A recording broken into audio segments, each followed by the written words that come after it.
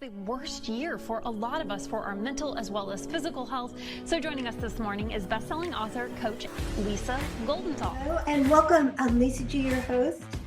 You're at the top of your game, yet the game is changing faster than ever. Strategies that got you here aren't the ones that'll keep you here. The pressure is relentless, and the fear of obsolescence looms large. That's why I'm here. Welcome to the new podcast series, Disrupted: How to Be Gritty and Unlock Performance in Business, Mindset, Wellness, and Success to help you master disruption. Thanks for coming, and I'll see you soon.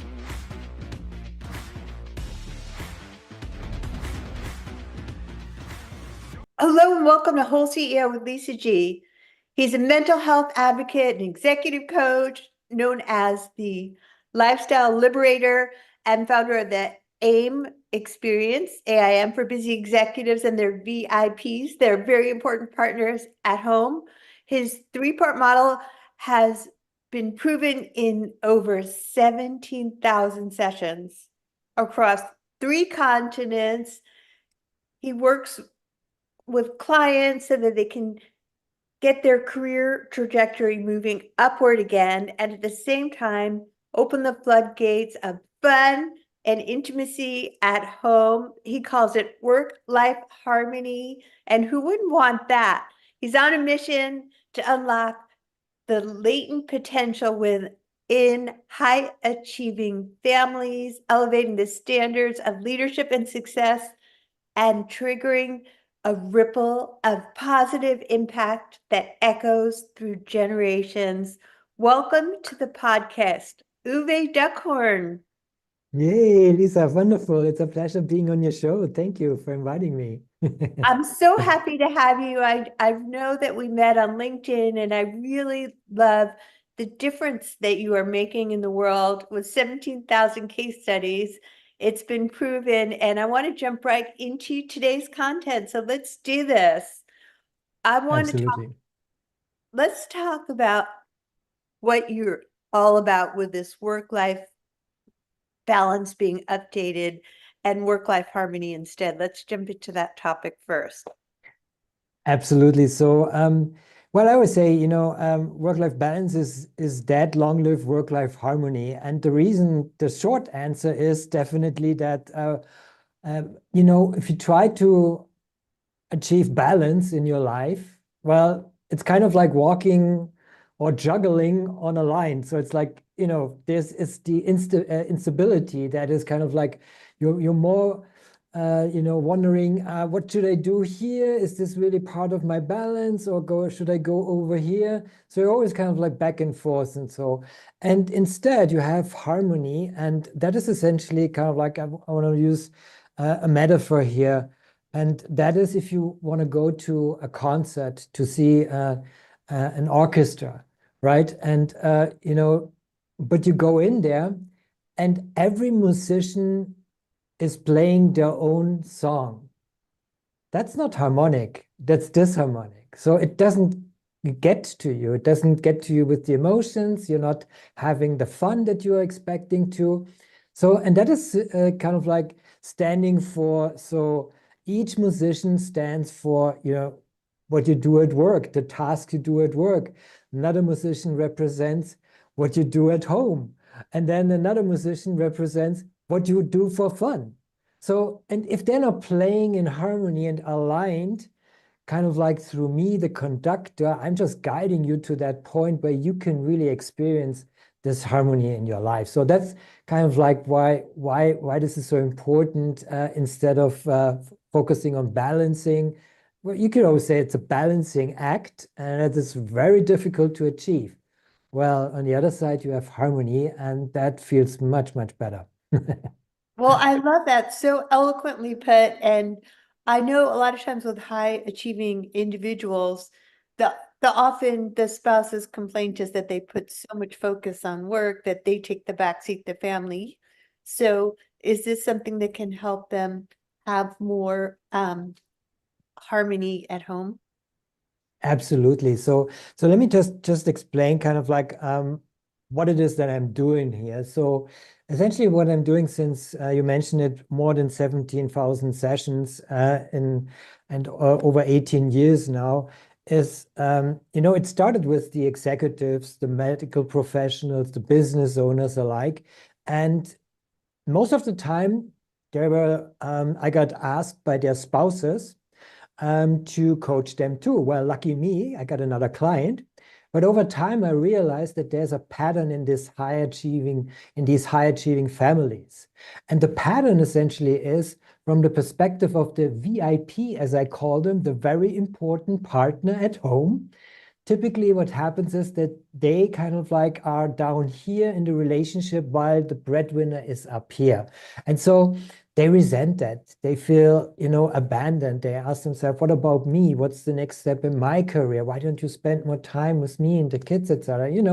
Anguishing arguments start, big D looming at the horizon at one point. And if they decide to go that pathway of a divorce, essentially means to live an independent life outside of marriage. So this is where I come into the picture. So what I do differently, because I'm not a family counselor, I'm not a family therapist, I coach both partners at the same time, but separately.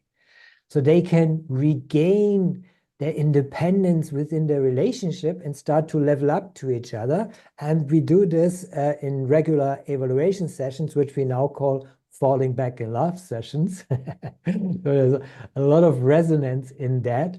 And then they realize, oh gosh, this is why I trigger you with my sticky family pattern and vice versa.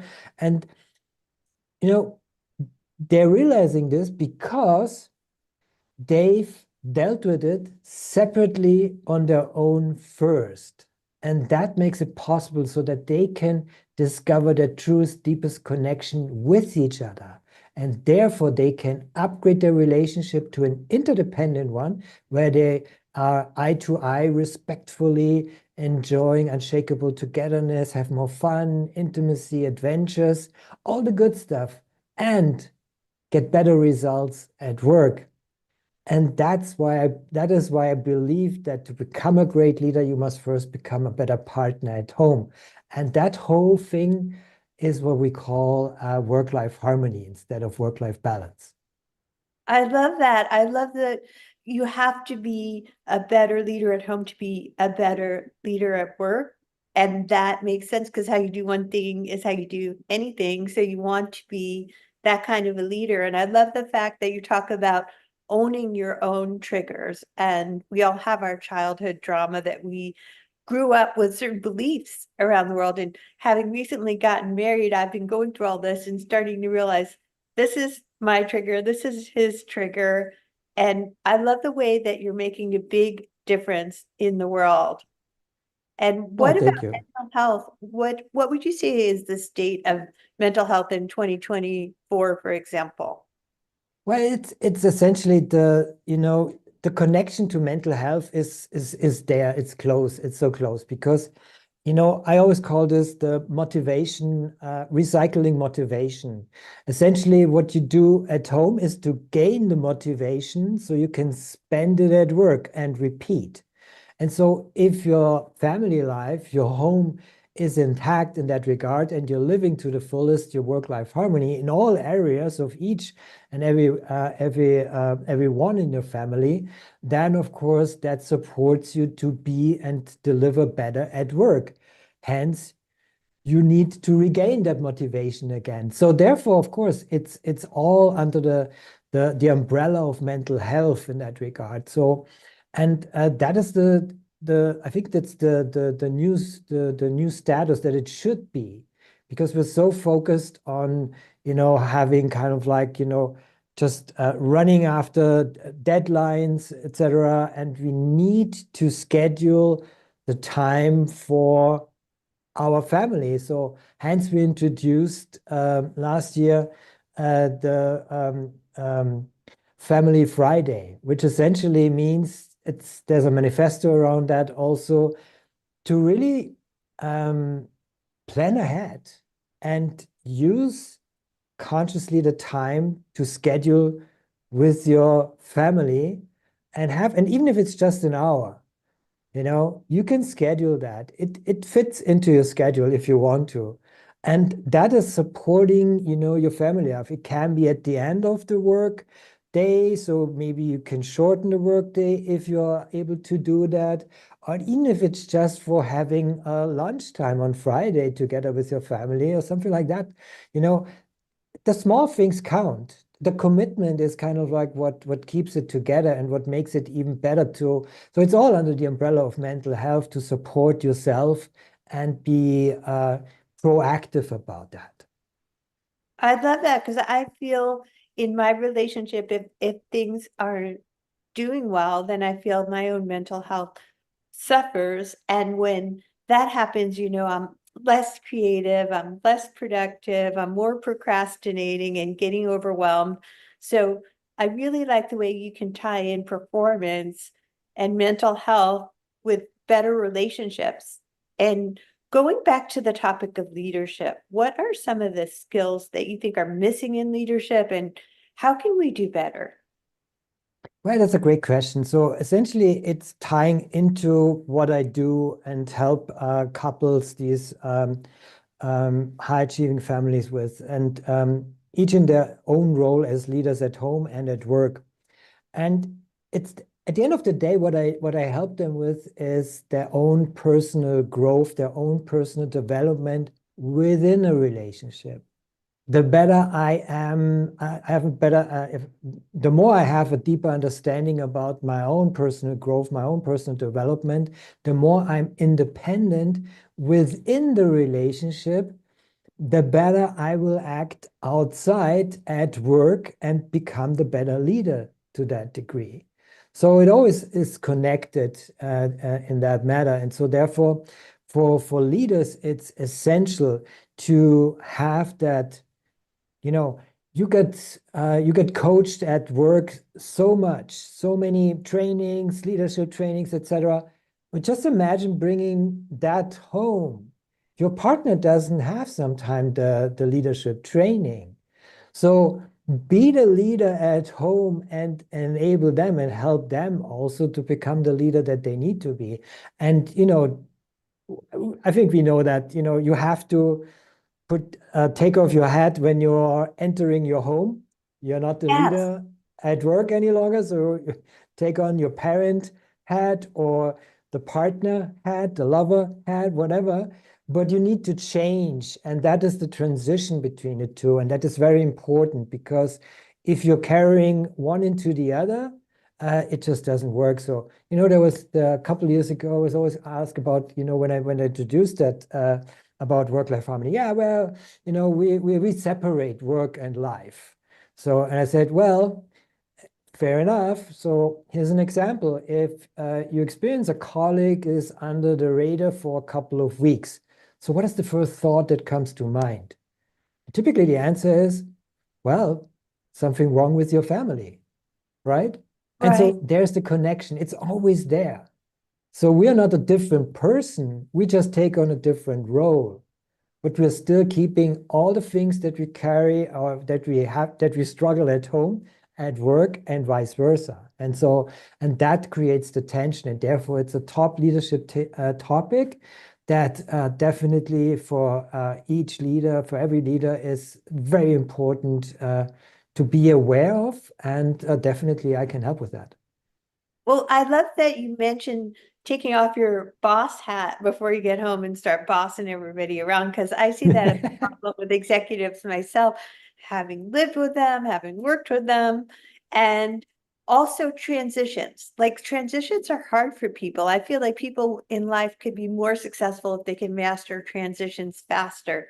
So we're in this disruptive environment right now as leaders, and if you can transition faster from like boss to spouse and from like having that self-awareness, that emotional intelligence, how can we master faster transitions so that we can be like, change isn't going anywhere, this is happening, what do we do? Like, how can we just sit with it, process it, rather than being that reactive person who's just like, "Meh." No one wants to be around the horrible husbands or the horrible bosses anymore. But there's At the core of this is essentially my methodology, and it is letting go and letting in. And it's a two-part mechanism that we all have inside of us, but we're too obviously kind of like it's too close to us under our noses that you can't even realize that it's there. So, and it's the ability to practice letting go and letting in at the same time. And so it comes back to my own story, which is a little bit tragic because, you know, I was sexually abused at the age of 10, never told anybody, and found myself at the age of 28 at the edge of a bridge. And I was ready to jump because I lost everything at this point and I couldn't feel. And honestly, I was numb. I couldn't feel anything. And so as I was leaning forward, something happened. And there was this tiny little light inside of me. And then I felt something for the very first time after 5 years after my dad died. And I just started, and it drew me back from jumping. And I started crying because I haven't cried for 5 years after the death of my dad. So I was standing there and just emotionally overwhelmed, everything was coming out. And I realized something very important, that letting go is only 50% of the equation. Right. The other 50% of the equation is to let in, to feel and perceive what else is there. And therefore, it's a two-part mechanism. It's only complete as a pair. And we're so used to practicing letting go or forcing us to let go of something, and somehow it shifts into accepting what is next. But we have a more proactive role in that. We have the opportunity to proactively let in at the same moment that we let go. It's happening at the same moment. You can do this. You can look in, what else is here? So it's really letting go, being part of the problem, and allowing yourself, letting in, being part of the solution. And that is how you transition. This is cracking your code of transformation. This is how you make the shifts. And the more you do it, the better you get it. So now you've heard it for the first time, probably, but now you recognize it, that there's something more. So what I do is essentially, I help my clients first to understand this principle of letting go and letting in, and then practice it with them in all 7 success areas of their life. So they can create a new scope of brilliance and abundance for themselves. And that is essentially helping them to be more certain about themselves, but also to be a better partner and a better leader at work, essentially. Wow. Thank you for sharing that moving story with me. It's always really impactful to know people's purpose and their drive and what matters to them and why mental health and relationship health is so important to you. So thank you for sharing that and the wonderful work that you're doing with people. I know we connected on LinkedIn, but where can people find more of you, Uwe? Well, you can go to www.uwedockhorn.com. That's UWEDOCKHORN.com. You find more information, my white paper, and all the good stuff over there. Thank you. Thanks for being a wonderful guest on the podcast. Thank you.